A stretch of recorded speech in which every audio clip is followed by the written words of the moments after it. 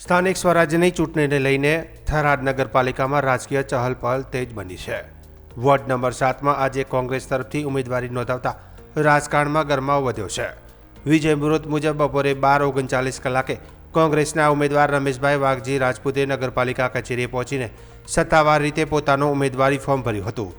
તેમના સમર્થકો મોટી સંખ્યામાં હાજર રહ્યા હતા અને ઉત્સાહભેર નારા લગાવી તેમને શુભેચ્છાઓ પાઠવી હતી। વોર્ડ નંબર 7માં આ વખતે કોંગ્રેસ ભાજપ અને અપક્ષ ઉમેદવારો વચ્ચે ત્રિપક્ષીય જંગ જામવાનો છે, જેના કારણે આ બેઠક પર કટોકટીપૂર્ણ રસપ્રદ મુકાબલો થવાની સંભાવના વ્યક્ત થઈ રહી છે। રાજકીય વિશ્લેષકો માને છે કે આ વોર્ડ ચૂંટણીનું કેન્દ્રબિંદુ બની શકે છે। ઉમેદવારી નોંધાવતાની સાથે જ ઉમેદવારોએ ચૂંટણી પ્રચારના શ્રી ગણેશ પણ કરી દીધા છે।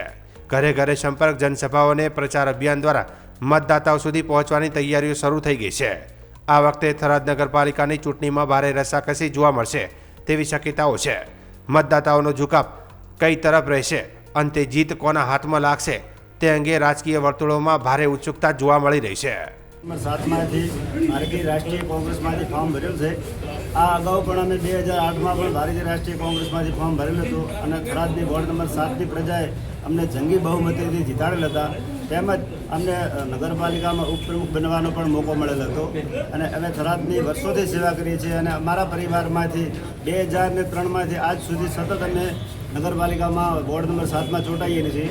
મારા ફાધર પણ નગરપાલિકામાં 5 વર્ષ ઉપપ્રમુખ રહ્યા હતા અને મારા મોટાભાઈ પધુભાઈ રાજપૂત એ પણ નગરપાલિકામાં 2 વર્ષ પ્રમુખ રહેલા, 2 ટર્મ પ્રમુખ રહેલા છે અને ત્યારબાદ 2018માં મૂળ ચૂંટાઈને આવતા અને હું પણ ઉપપ્રમુખ તરીકે થરાદમાં સેવા આપેલ છે।